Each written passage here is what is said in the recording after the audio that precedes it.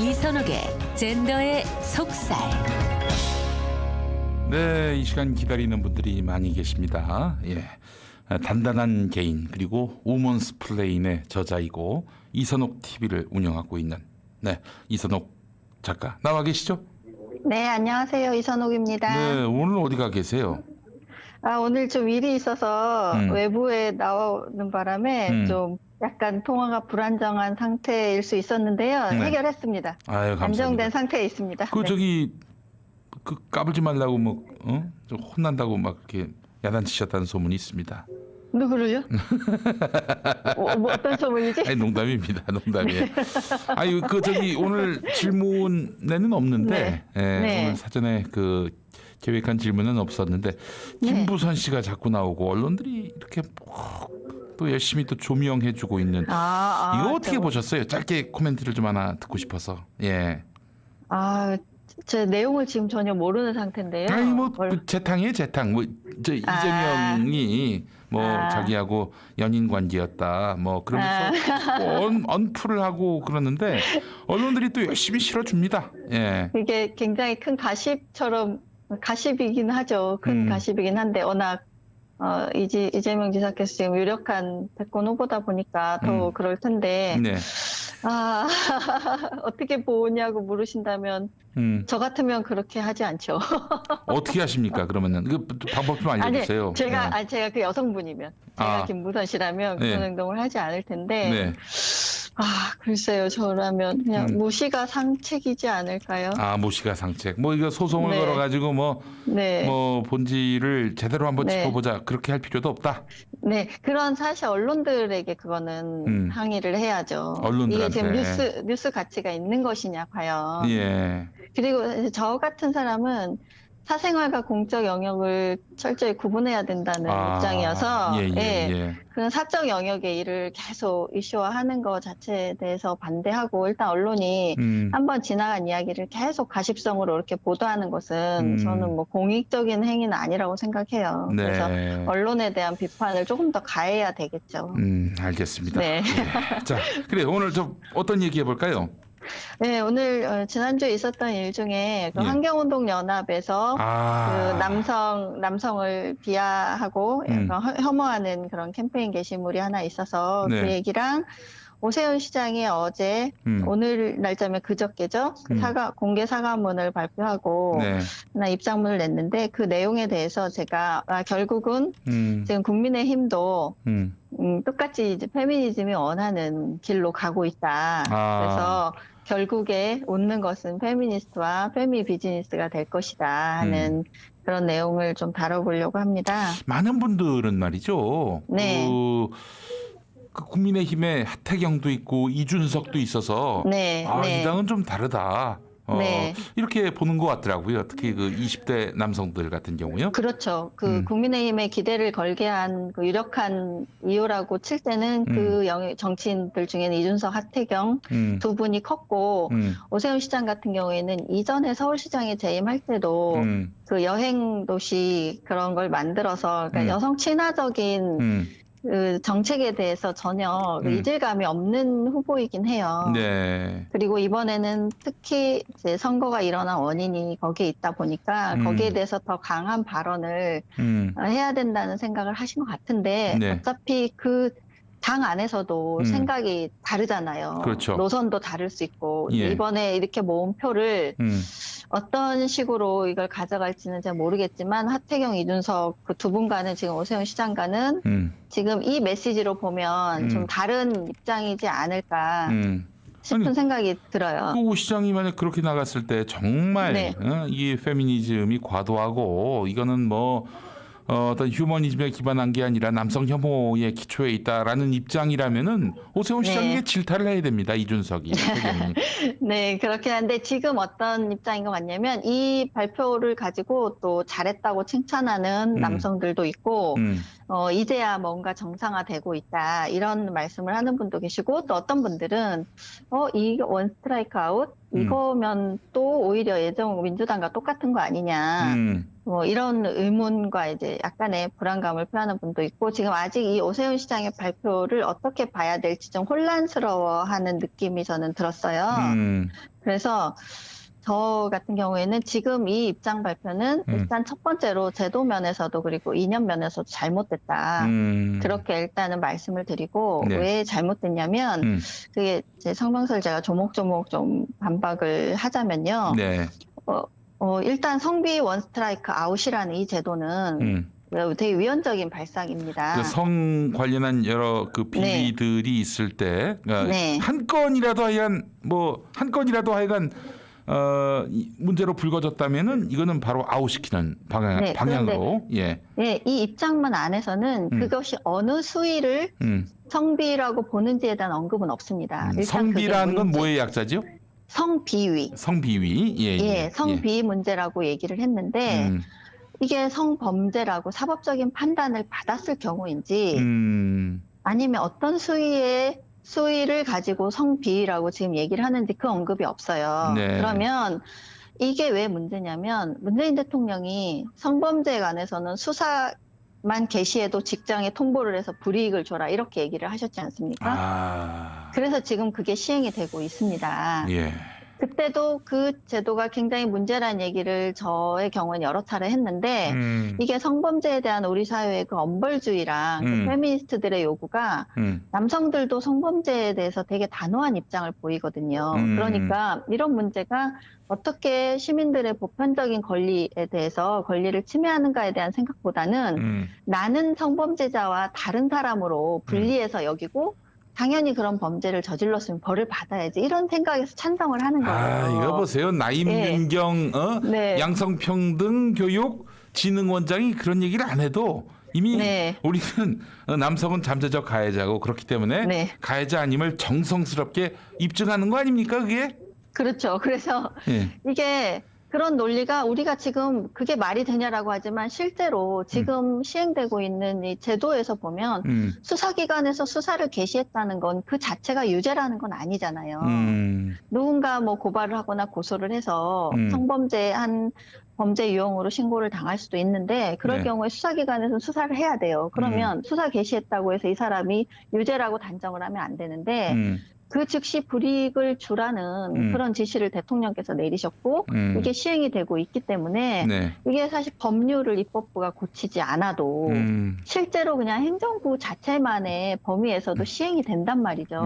그러면 이거는 뭐 위헌 요소가 있는 게 다분하고 일단 무죄 추정의 원칙을 위반하는 거고요. 해서는 실시해서는 안 되는 저는 제도라고 생각을 하는데 이거 오세훈 시장은 거기에 더해서 지금 더 단호한 의지 표명을 하겠다는 그런 표현으로 원 스트라이크 아웃 제도를 하겠다. 그러면 이게 파면 해임을 말하는 것인지 성비라는 건 어떤 수준의 성비를 말하는 것인지 선언적이지만 단호함을 드러내는 건데 뱉어놨으면 책임을 져야 될 거 아닙니까? 그러면 예를 들어서 서울시에 공무원 중에서 누군가가 뭐 성추행으로 고소를 당했어. 그래서 경찰에 수사를 개시했다고 통보해. 그러면 이 사람을 그 단계에서 파면시킬 거냐는 거예요. 지금 현재는 조치를 해야 되는데 그 조치를 어떤 걸 해라 이게 아니라 직위 해제를 시켜요. 현재는 외부 수사기관에서 수사 개시했다고 통보를 하면. 그러니까 저는 이게 다른 범죄와도 다른 범죄를 취급하는 방법과도 다르고 성범죄에 대해서는 굉장히 차별적인 조치들이 시행되고 있는데 우리의 모든 이 헌법기관들이 다 지금 성범죄에 대한 그런 엄벌주의에 다 매몰돼 있기 때문에 이거를 제어할 기관이 서로 견제하고 제어해야 되는데 이게 없는 상태예요. 그런 가운데 지금 오세훈 시장이 이런 발표를 하니까 제가 계속 말씀드렸던 게 페미니스트의 논리로 상대를 비난하거나 비판하지 마라. 그러면 결국 웃는 건 페미니스트들이고 돌아오는 건 우리에게 화살이 되어 돌아온다. 이런 얘기를 계속 했잖아요. 지금 오세훈 시장이 저는 그 전형적인 길을 가고 있다고 봐요. 왜냐하면 이제 제가 그 사과문을 한번 보면서 말씀을 드려볼게요. 네. 이제 사과드립니다라고 하면서 지난 1년여간 말로 표현할 수 없을 만큼 힘든 시간을 보낸 피해자와 뭐 가족들에게 위로 말씀을 드린다. 사건 발생 즉시 즉각 대처는 물론 2차 가해에 대해서도 서울시 대처가 매우 부족했다. 이렇게 사과를 했습니다. 그러면 여기에서 1년여라고 표현한 것은 박 시장 사건이 아니라 네. 4월 그 성폭행 사건이 하나 있었잖아요. 네, 비서실에 네. 그 고소인의 그 사건까지를 포함하는 겁니다. 1년여라고 표현을 했기 때문에. 그렇다면 4월 사건이 일어났을 때 서울시의 조치가 미흡했다고 지금 주장을 하는데 서울시는 당시에 매뉴얼대로 했습니다.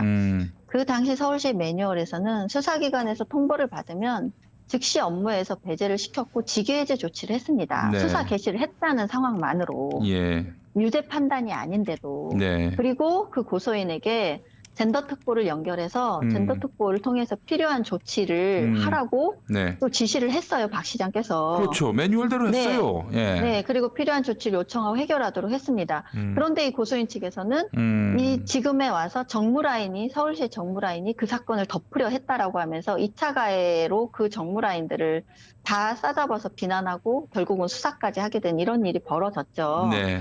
그러면 지금 오세훈 시장이 말하는 그 제대로 된 조치를 하지 못했다는 게 뭐냐는 거예요. 그럼 자기가 지금 시장이면 과연 그런 사건이 일어났을 때 서울시 근무하는 어떤 공무원들에게 쌍방이 이제 고소를 했어. 수사기관에서 아무개가 지금 성추행으로 고소되어 수사를 들어갑니다. 라고 통보가 오면 뭘 하느냐는 거예요, 그러면. 오 시장 같으면 뭘 하겠느냐는 거예요. 저는 직위해줘도 부당하다고 생각해요. 그렇게 하면 안 되죠. 네. 그 사람이 현행 범죄자가 아닌데. 자, 그렇다면은 이런 질문도 아마 받으실 겁니다. 네. 그럼 어떻게 해야 되느냐? 지금의 매뉴얼로 충분하다 이런 말씀인 거잖아요. 매뉴얼이 충분할 뿐만 아니라 충분이 아니라 저는 도가 지나치다고. 도가 지나치다. 지금 그렇다면 이 우리 매뉴얼은 예.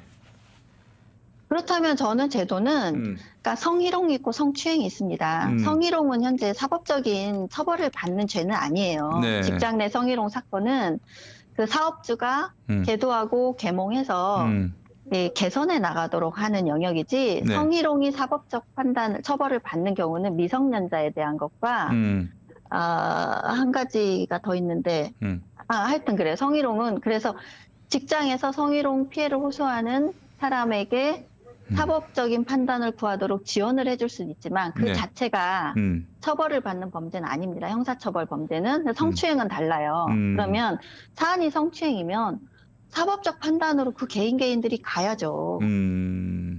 그리고 그게 만약에 그 위력 성폭력에 해당하는 고용관계에 있다거나 이런 상태에서 명백한 위력이 행사됐다고 주장하면서 사법적 판단을 구하면 네. 그 사건은 그 사건대로 가야 하는 것이고요. 그런데 우리는 지금 이 페미니스트들이 계속 요구한 대로 직장 내에 자꾸 무슨 기구를 만들어요. 뭐 한라인을 개설하고 무슨 인권보호관을 만들고 무슨 직속 뭐를 만들고 하지만 그렇게 만든 지가 지금 수년째입니다. 그런데 이런 사건이 없어지지 않으면 그럼 도대체 이 시스템이 뭐가 잘못인가? 이 시스템이 지금 제대로 활용되고 있나 그런 걸 점검해야 되는데 계속 뭘 또 만들겠다고 주장하는 거예요.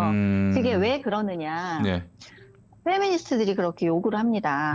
이것은 이 직장 안에 여전히 성인지 감수성이 부족하고 단체장들의 인식이 부족하고 해서 전 직원 교육을 1년에 의무 교육 시간을 더 만들고 그다음에 직장 안에 피해 여성들이 마음대로 신고할 수 있도록 기구를 또 만들고 그다음에 그게 사법적 처리로 갔을 때는 이 피해자를 직장은 보호해줘야 되고 이런 거를 계속 누덕누덕 만드는 거예요. 예.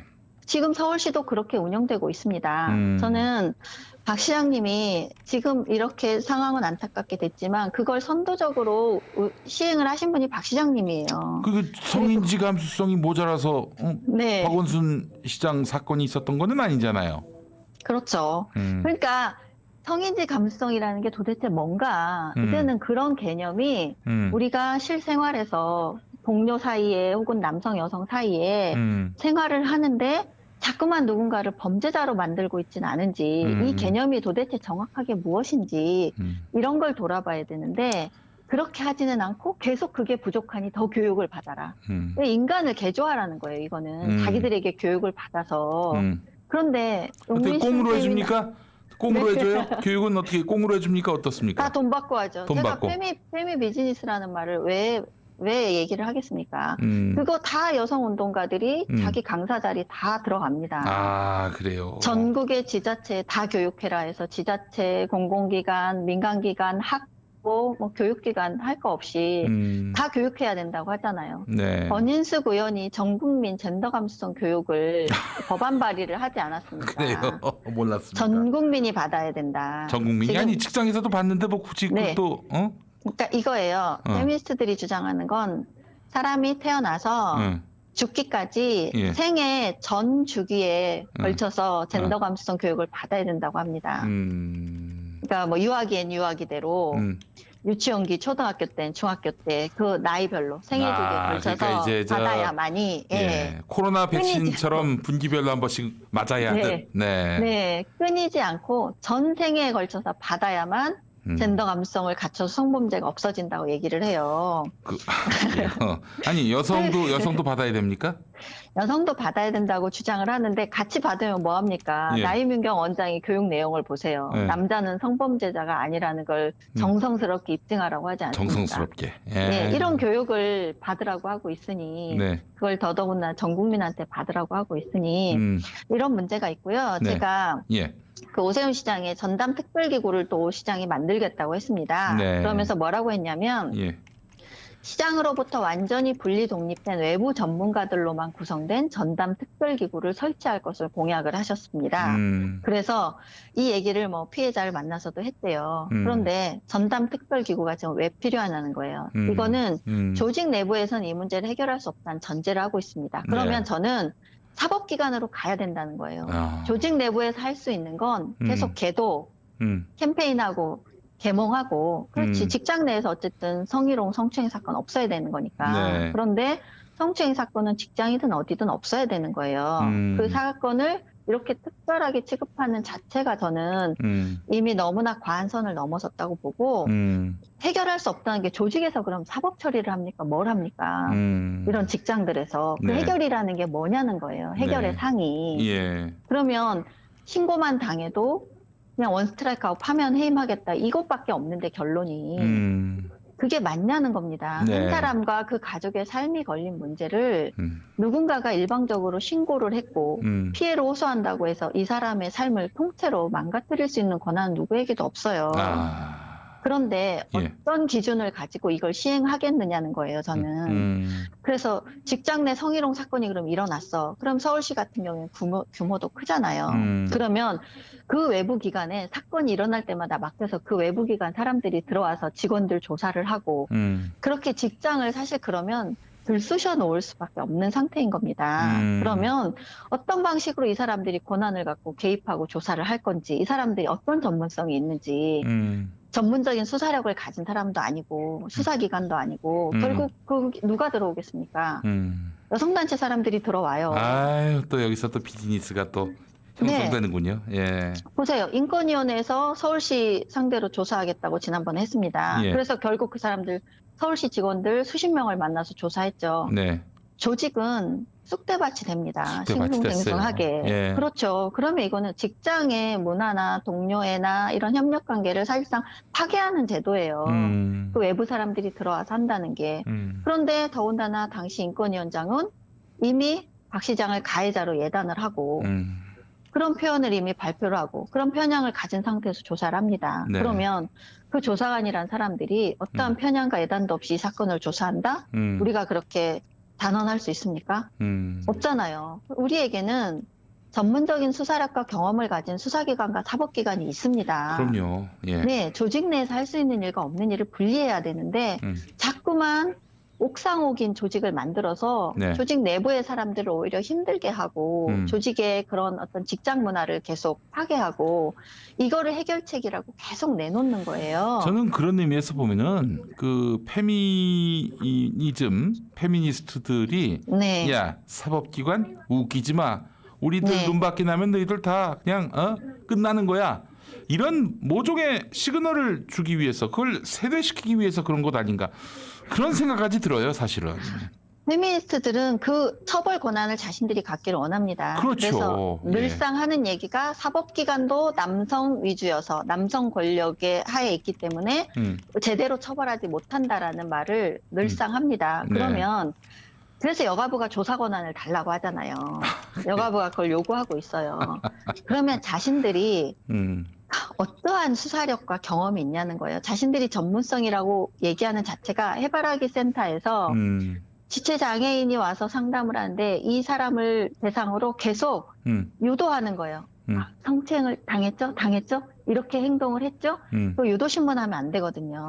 그렇죠. 해바라기 센터라고 있는 곳에 전문 상담원이라고 하는 사람들의 수준이 대부분은 유죄 추정을 해요. 그런 신고 사안을 접수를 하면 대부분은 남성이 범죄를 저질렀을 것이다라고 예단하는 상태에서 이런 상담을 하고 조사를 합니다. 네. 그래서 이 전문성이라고 하는 게 정말로 무슨 의료기관에 의사나 수사기관에 수사력이 있는 사람이나 이런 게 아니고 이 페미니스트들에게 맡겼을 때 벌어질 일은 그동안 일어난 여러 가지 사안으로도 충분히 어떤 결과가 올지 짐작할 수 있는 게 제가 지난번에 한번 말씀드렸던 전라북도에서 송경진 교사라고 스쿨미투 집단으로 여자 중학생들한테 스쿨미투 신고를 당했다가 결국은 억울함을 호소하고 자결하신 분이 있습니다.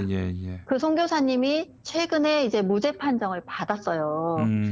그때도 그런 일이 있었고 광주에서 스쿨미투 당한 교사들 최종 무죄 판정 받았지만 그때도 지역의 여성단체들이 조사관으로 학교에 다 들어왔습니다. 들어와서 학생들을 대상으로 설문조사를 해서 조금이라도 불쾌했던 기억이 있으면 다 써내라.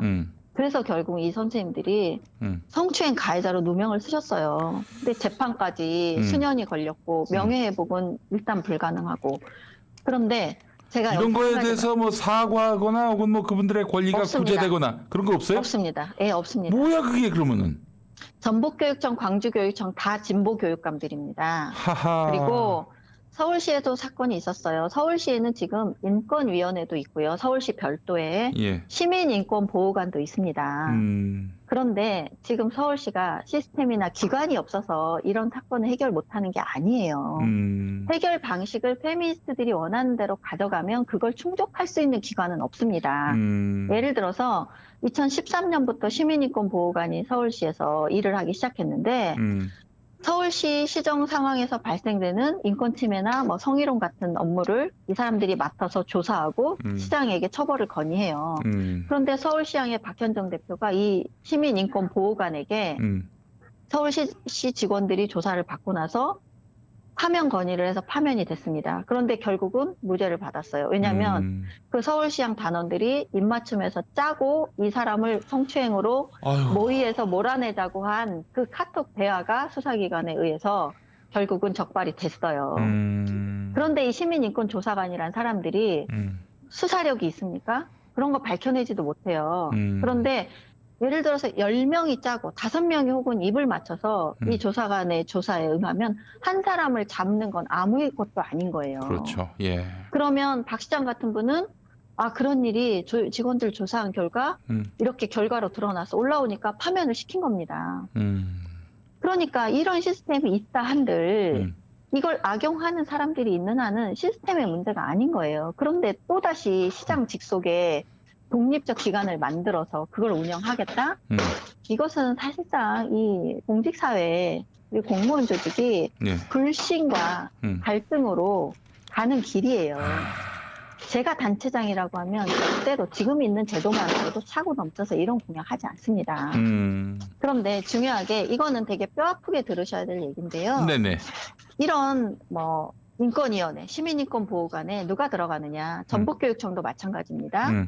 전북인권교육센터라고 하는 별도의 기관이 그런 사건을 담당했어요. 송경진 교사 사건을. 그런데 성폭력 상담소 소장, 인권운동 단체 활동가, 주로 이런 운동했던 활동가들, 여성운동가, 페미니스트 이런 사람들이 거기에 다 임명됩니다. 그러니까 이게 진보의 자장 안에 있는 거예요. 이런 인력 풀이 특히나 여성 단체고. 그러니까 이 사람들이 담당했을 때는 이 사람들이 가진 성인지 감수성 하에서는 여성은 피해자예요. 그리고 피해자는 거짓을 말하지 않는다. 이런 공고한 논리가 있습니다. 그래서 남성들이 신고 당한 사람들이 아무리 억울함을 호소하고 무고를 호소해도 듣지 않아요. 그래서 어떤 결과가 벌어졌느냐. 이런 옥상옥 기관들이 만들어지면서 수사기관에서 무혐의로 내사 종결 처리하고 수사기관에서 무혐의 처리한 사건들을 이 사람들이 권한으로 당사자들을 파면시키거나 해임시키는 겁니다. 그런 일이 지금 한두 건이 아니에요. 그런데 기관을 또 만들겠다? 저는 오세훈 시장이 반드시 후회할 날이 오리라고 생각합니다. 그래서 결국은 이런 옥상옥 기관을 만들고 자리를 만들어서 페미 진영의 비즈니스만 확장시켜주고 부실하고 편향된 조사, 그 결과 또 그 페미니즘에 입각한 성인지 감수성에 입각한 그런 예단으로 무고한 피해자를 만들어내는 그런 결과로 돌아올 게 저는 너무나 명약관화하다. 네. 그간의 이런 사건으로 계속 돌아봤을 때. 그래서 이 지금 오세훈 시장의 발표에 대해서 페미 진영은 일제히 환영하고 나섰습니다. 네. 뭐 당연히 자기들은 환영하죠. 그래서 이걸 덮어보자고 이 페미들이 요구하는 걸 다 받아들인다? 제가 페미니즘은 좌도 우도 진보도 보수도 없다. 어느 정권이 들어서도 자기들 요구는 그대로고 그리고 보수 정당이 집권해도 그 요구를 들어줄 것이다. 제가 그런 얘기를 했었잖아요. 네. 그러니까 지금 그렇게 가고 있는 겁니다. 그래서 정말 한심한 일인데 네. 저는 문재인 대통령이 단추를 잘못 깨신 책임 크다고 생각해요. 그러니까 성범죄만 왜 수사 개시만 해도 불이익을 주라는 그런 지시를 왜 내리십니까? 그 초법적인 친 거죠. 발상이죠. 예. 네, 대통령은 헌법 위에 군림할 수 없거든요. 그런데 무죄 추정이라는 우리 헌법의 대원칙이 있는데 우리 형사정책의 대원칙이 있는데 어떻게 신고를 당한 것만으로도 그 사람에게 불이익을 줄 수가 있습니까? 네. 사법적 판단이 결과적으로 하나라도 근거가 있어야죠. 어떤 사람에게 직업적으로 불이익을 줄 때는 그 사람의 권리를 침해할 때는 명확한 근거가 있어야 돼요. 그런데 지금 서울시 페미니스트들이 요구하는 건 이게 있어요. 그런 공공기관이나 이런 공직기관에 신고하는 제도를 만들어서 익명으로 신고하게 해달라는 거예요. 그래요? 예. 그럼 신고자는 드러나지 않고 피신고자만 드러나게 하고 신고가 되면 그 피신고자가 자기가 그 죄를 저지르지 않았다는 것을 입증하도록 해라. 그런 법안까지 발의하려다가 그때 반대를 수만 개를 받고 철회한 바가 있습니다. 2년 전에. 저도 그때 그 철회하라는 거에 서명을 했고 이런 마인드를 가지고 있어요. 이 사람들은. 그러면 나는 익명의 누군가가 나를 어느 날 갑자기 소원수리처럼 네. 신고를 해버리면 나는 누가 무슨 일로 나를 신고했는지도 모르고 내가 안 했다는 걸 해명해야 돼요. 입증해야 돼요. 안 한 걸 세상에. 정성스럽게. 예, 예. 그러니까 세상에 예. 안 한 걸 입증할 수 있는 방법은 없습니다. 예. 그래서 입증 책임은 검사 측에 있는 거고 우리 형사처벌제도 그렇게 짜여 있는 이유가 있잖아요. 네. 그런데 신고만으로 처벌을 하게 해달라는 이런 법안을 올리는 게 페미니스트 진영인데 그걸 지금 사실 충실하게 따라주고 있는 거예요. 근데 이것까지 저는 만들 수 있다고 봐요. 한라인, 또 뭐 설치 이런 게 결국은 이런 쪽으로 갑니다. 여성들이 마음 놓고 피해를 호소할 수 있도록 해라. 그 다음에 그 뒤는 엄격하게 처벌해라. 이게 프로세스예요. 네.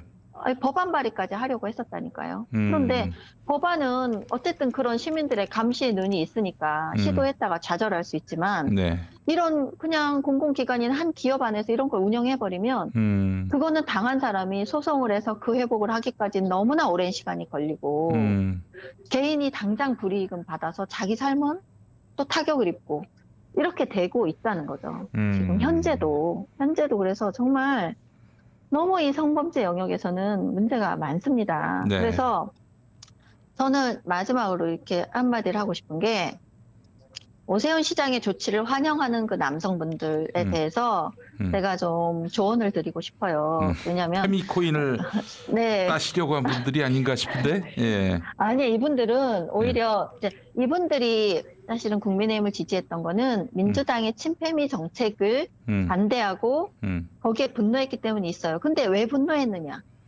불공정하기 때문이었거든요. 그렇죠. 예. 여성들에게만 편파적으로 여성들은 성범죄에서도 이렇게 신고만으로 남성은 범죄자가 되고 여성들에게만 가산점을 주고 우대하고 똑같은 경쟁 관계인 여성들에게만 이렇게 편향적인 혜택을 주는 민주당 정부에 대한 분노인데 그것은 페미니즘으로 대표되는 그 불공정함에 대한 분노였거든요. 박 시장의 성범죄라는 것도 그분들이 주장하는 건 박 시장이 성범죄를 명확히 했는데 처벌 안 했다. 이게 아니라 그동안 그렇게 남성들의 성범죄에 대해서 엄단을 얘기하고 처벌이 일반도로만 갔던 사람들이 그 민주당 안에 여성 단체들이나 여성 운동가들이 왜 니네 편이 그걸 저질렀다고 신고를 당하니까 왜 거기에서 아무 말도 안 하고 오히려 옹호하느냐. 이런 내로남불 이중적인 행위에 대한 분노거든요. 그걸 아셔야 돼요. 네. 그러니까 이분들도 자신들이 다 억울한 성범죄자가 될 거에 대한 불안감은 다 있단 말이죠. 우리나라 사법기관이나 수사기관이 합리적이지 않고 이런 성범죄에서는 특히 남성들에게 너무나 불리하게 작동하고 있다는 그런 불안감을 다 공유하고 있습니다. 네. 그런 상황에서 이 오세훈 시장의 조치에 대해서 환영한다는 것은 저는 한 가지 면만 보고 더 본질적인 것은 되게 못 보는 우를 범하는 것이다. 왜냐하면 남성들은 성범죄자에 대해서 엄벌에 동의해왔고 지금의 문제는 성범죄 범위가 점차 모호해지고 여성의 진술만으로도 유죄가 되고 이런 성차별적인 처벌 현실 때문인 거거든요. 네. 그런데 모두가 이제 유죄 추정으로 나가고 무고한 피해자들이 나오는데 그런 문화와 행위를 주도한 대표적인 페미니스트였던 박원순 시장의 그 사건이 이제 상징이 돼버린 거죠. 그 사건을 그렇죠. 처리하는 그 여성단체, 민주당으로 다 상징이 돼버리는 통으로 싸잡아서 인식되는 그 여성단체와 페미니스트 진영들의 행태에 분노한 건데 죄지은 만큼 벌받고 일관되게 책임지는 기준을 마련하라는 거예요. 남성들의 요구는. 네. 그런데 오 시장은 오히려 지금 페미니즘 진영의 요구를 받아들여서 더 확고하게 유죄 추정을 하겠다는 거거든요. 네. 그걸 지금 공언하고 있는 건데 이걸 환영하고 지지한다는 것은 민주당 시장과 달리 이제 엄격하게 처벌하고 엄단하겠다는 이런 단호한 태도를 보인 것에 대해서 지금 순간적으로 기뻐할 일이 아니라 그건 오히려 그동안에 남성들이 분노했던 그 불공정함을 해결하는 게 아니라 더욱 불공정한 처리를 지지하는 결과라는 거죠. 그래서 결국은 웃는 거는 페미니스트와 페미 비즈니스고 정권이 바뀌어도 페미니스트 진영은 공고하게 이제는 오 시장이 만든 기구에 페미니스트들이 들어가고 오 시장이 만든 그 정책 신고만으로 원스트라이크 아웃이 되고 이것을 지금 용인하는 건데 오히려 페미니즘과 페미니스트들은 오히려 영원한 거죠. 그래서 어느 쪽에서 집권을 하든 지금처럼 모든 요구를 다 들어주는데 단순하게 전임 시장하고 다른 단호한 조치를 했다고 이게 기뻐할 일이 아니라는 겁니다. 예. 그러한 조치를 지지하고 기뻐할 경우에 결국 돌아오는 건 성범죄자에 대해서 유죄 추정의 원칙이 돼서 결국은 이 남성들이 그동안 분노했던 불공정함으로 다시 돌아온다는 것을 좀 인식하셨으면 하는 그런 바람이 있습니다. 네, 알겠습니다. 네. 이선옥 작가님, 네. 최근에 진중권도 그렇게 말했고요. 네네. 김준익이라고 뉴스톱 대표가 이제 쓴 기사를 보니까 이번 4.7 보궐선거 패배의 책임을 페미니즘에 떠넘기는 것은 잘못됐다. 이런 주장을 펴던데 어떻게 보셨을까요? 저는 뭐 틀린 말이라고 보죠. 왜냐하면 그 페미니즘과 공정함을 지금 분리해서 볼 수 없다는 거를 두 분 다 놓치고 있는 거죠. 그러니까 이분들은 자꾸 페미니즘을 거기에서 떼내려고 해요. 그게 보통 진보적인 남성 지식인들의 스탠스예요. 그러니까 페미니즘에 대해서는 좋은 것, 우리가 뭐 이제 지켜야 될 어떤 되게 기본권적인 성평등 사상이라고 생각을 하고 그렇게 옹호하려는 그런 보통 있습니다. 그런 분위기가. 그런데 남성들이 불공정함에 분노하다 보니 거기에는 페미니즘이 있고 페미들이 있구나 네. 하는 걸 알아차린 거지 그걸 지금 분리해서 떼놓고 볼 수 없다는 겁니다. 그런데 자꾸 그걸 분리해서 마치 안티페미니즘은 나쁜 것, 굉장히 뭐 우파적인 가치 뭐 이런 식으로 그걸 폄훼하려는 그런 말들을 많이 하시더라고요. 제가 그 김준일 기자 글은 아직 못 봤는데요. 네. 진중권 씨 같은 경우는 저는 이제 되게 노쇠했다 이런 느낌이 들더라고요. 전형적인 예. 네, 전형적인 그 86 남성들 진보라는 남성들이 가진 뭐 부채감, 뭐 죄의식 그리고 여자를 위하는 것처럼 보이려는 그런 뭐 허세, 오빠 전형적인 그 오빠, 뭐 오빠 멋있지, 뭐 오빠가 너희 지켜줄게 하는 약간 그런 그 메커니즘에 빠진 전형적인 86 남성을 보는 것 같았어요. 그래서 아니 언제적 20, 30년 전 페미니즘 논리를 지금까지도 교정하지 않고 계속 얘기하고 있네. 지금 20대 남성은 정말 이 몇 번이나 바뀐 상전벽해라고 할 만한 그런 자기 세대와는 다른 세대인데 그걸 이해하지 못하고 네. 거의 30년 전의 논리 그대로 이렇게 앵무새처럼 반복하시더라고요. 네, 홍준표가 말이죠. 네.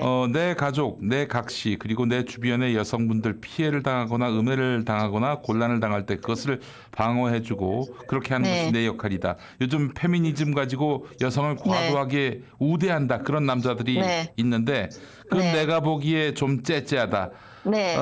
여태 남자라고 얼마나 으스대고 살았는가. 이제는 네. 시대가 바뀌었으니까 네. 그런 네. 것은 수용하면서 사는 것이 옳다. 이런 홍준표의 주장하고 진중권의 주장이 다르지가 않아요.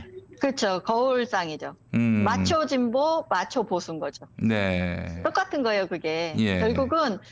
결국 그런 태도는 둘 다 그 여성 혐오라고 주장하는 사람들의 논리에 따르면 여성 혐오예요. 그 둘 다가 여성 혐오입니다. 네. 여성을 그런 대상으로 여기는 자체가 여성 혐오인데 진중권 씨는 그렇게 해도 사실 딱 뭐 페미진영에서 환영하는 것 같지도 않던데. 그 사람 과거에도 네. 여성 비하 발언 많이 했었어요. 네. 열심히. 예. 그냥 마초예요, 기본적으로. 마초인데, 예, 오빠가 지켜줄게죠, 결국은. 네. 지금 남성들의 정서나 분위기를 전혀 파악하지 못하는 상태에 약간 고장난 그 낡은 시계 같은 저는 생각이 들고, 네.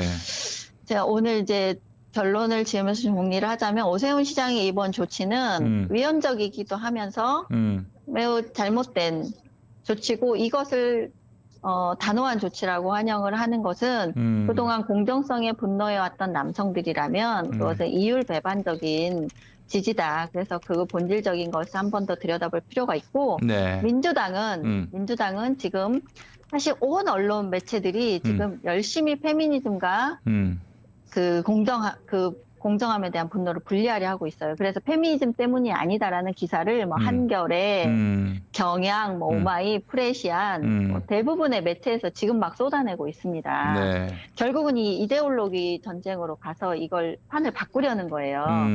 그런데 여기에 이제 민주당이 같이 또 휩쓸려서 그걸 또 오판하고 저는 거기에 휩쓸려서 페미니즘 때문이 아니래 이러면서 또 착각하시지 말고 불공정한 제도들 사업들 빨리 제보 받으셔서 하나하나 시정해서 정말로 불공정함을 없애고 젊은 남녀, 청춘들이 좀 더 갈등하지 않고 사랑하면서 살 수 있는 세상을 빨리 만들도록 이 기울어진 운동장을 빨리 교정하는 데 매진하셨으면 합니다. 사랑하면서 살 수 있게 해달라. 이게 핵심이에요, 사실은. 네, 우리 네. 주장의 핵심 아닙니까, 그게? 그렇죠. 착각하면 안 된 지금 민주당이 또 그런 언론 기사들 보고 착각하실 것 같은데 그렇지 않다는 거 표로 분명히 드러난 이 결과에 대해서 제대로 보시기를 바랍니다.